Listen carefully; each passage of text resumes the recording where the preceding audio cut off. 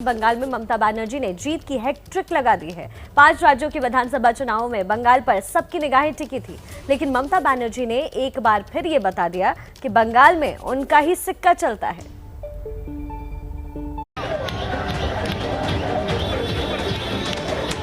बंगाल का रिजल्ट दरअसल हिंदुस्तान में विपक्ष का चेहरा तय करने वाला भी माना जा रहा था। बीजेपी विरोध की राजनीति में फिलहाल ममता बनर्जी सबसे बड़ा चेहरा बनकर उभरी हैं। टीएमसी ने 292 में से 209 सीटें जीती, जबकि 4 पर वो आगे चल रही है। कुल मिलाकर टीएमसी के खाते में 213 सीटें आ सकती हैं। वहीं बीजेपी ने 76 सीट जीत ली है, जबकि 1 पर वो आगे चल रही है। मतलब बीजेपी का फाइनल आंकड़ा 77 हो सकता है।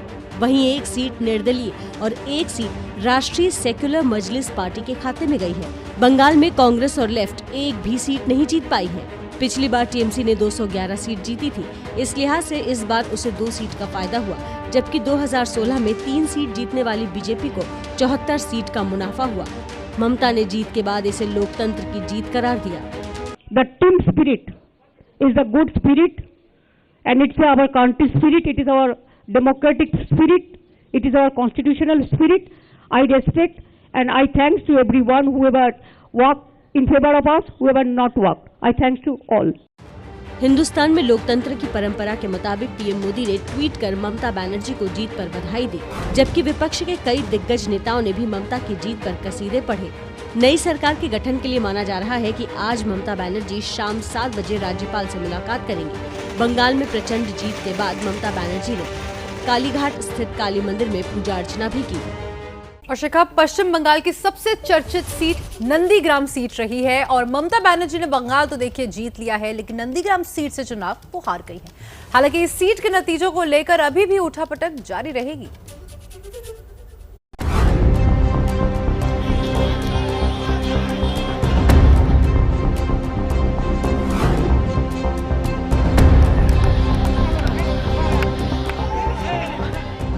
पूरे बंगाल में प्रचंड जीत हासिल करने वाली ममता बनर्जी नंदीग्राम हार गईं। शुभेंदु अधिकारी ने नंदीग्राम में ममता बनर्जी को 1956 वोटों से हरा दिया।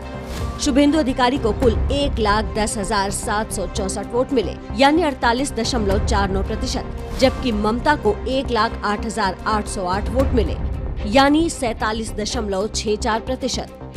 शुभेंदु अधिकारी को 1,09,673 वोट ईवीएम में पड़े, जबकि 1,091 वोट पोस्टल बैलेट से। इसी तरह ममता को 1,07,937 ईवीएम वोट मिले, जबकि 871 पोस्टल बैलेट से। हालांकि नंदीग्राम हार के बाद ममता ने कहा कि जनता का जो फैसला वो सिर माथे पर। Whole of state given one mandate and one constituency, can they give the other mandate? Is it possible? It is not. So this is some looting is going on, some cheating is going on. We will fight in the court case. We will file the court case and we will fight for that. That is only one seat, we don't mind for that because Bengal won the match. हालांकि TMC ने नंदीग्राम में गड़बड़ी की आशंका जताते हुए दोबारा मतगणना की मांग की, लेकिन चुनाव आयोग ने परिणाम घोषित कर शुभेंदु अधिकारी को विजयी घोषित कर दिया। ममता ने कोर्ट जाने की भी बात कही है। इससे पहले टीएमसी ने बंगाल के मुख्य निर्वाचन अधिकारी को पत्र लिखकर 6 मुद्दों पर आपत्ति जताई थी। बीच बीच में मतगणना की प्रक्रिया को ठप किया गया और चुनाव आयोग को इसकी जानकारी भी नहीं दी गई। काउंटिंग में धांधली की गई और ईवीएम से मिले आंकड़ों से छेड़छाड़ हुई। गलत और अवैध वोट को बीजेपी प्रत्याशी के पक्ष में काउंट किया गया है। ममता के पक्ष में डाले गए वैध मत को भी रिजेक्ट किया गया। बैलेट और मतगणना में धोखाधड़ी, पोस्टल बैलेट को गलत तरीके से काउंट किया गया। इधर टीएमसी ने नंदीग्राम में धांधली का आरोप लगाया। उधर हल्दिया में शुभेंदु अधिकारी की कार और काफिले पर हमला हो गया। बीजेपी ने आरोप टीएमसी कार्यकर्ताओं पर लगाया। तो शगुन, टीएमसी की जीत के बाद बंगाल में बीजेपी के सपने धराशायी हो गए, लेकिन असम में अपनी सरकार की वापसी कराकर पार्टी ने अपनी साख बचा ली। पुडुचेरी से भी उन्हें अच्छी खबर मिली है।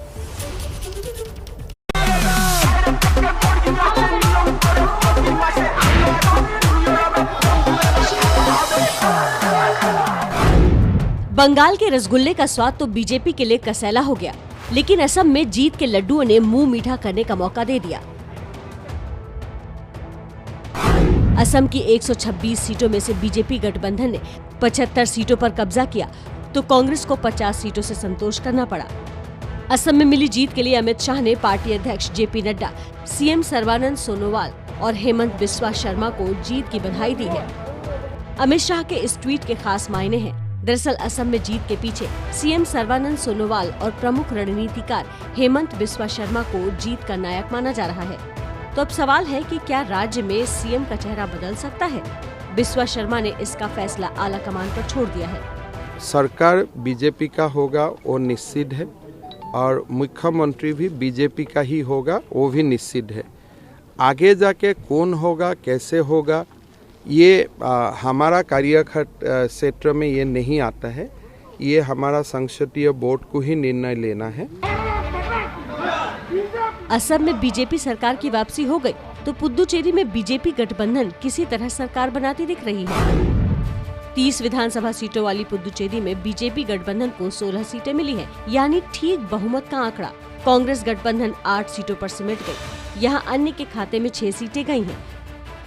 पुदुचेरी विधानसभा में 33 सीटें हैं, जिनमें से 3 को केंद्र सरकार नामित करती है। 2016 में केंद्र ने विधायक पद के लिए बीजेपी के सदस्यों को नामित किया था। बात कर लेते हैं केरल की। केरल में सीएम विजयन के माथे पर एक बार फिर से जीत का सेहरा सजा है, तो तमिलनाडु में स्टालिन द्रविड़ राजनीति का सबसे बड़ा चेहरा बनकर उभरे हैं।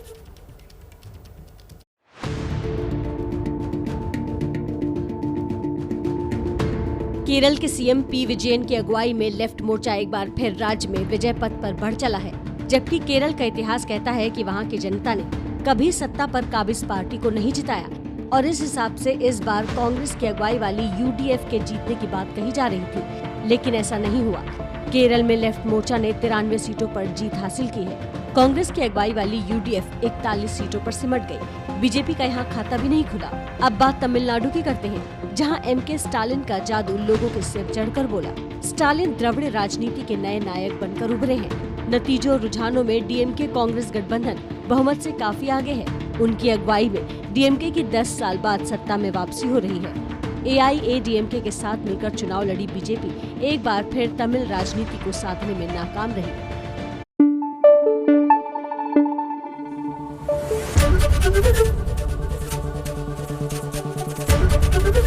एबीपी न्यूज आपको रखे आगे।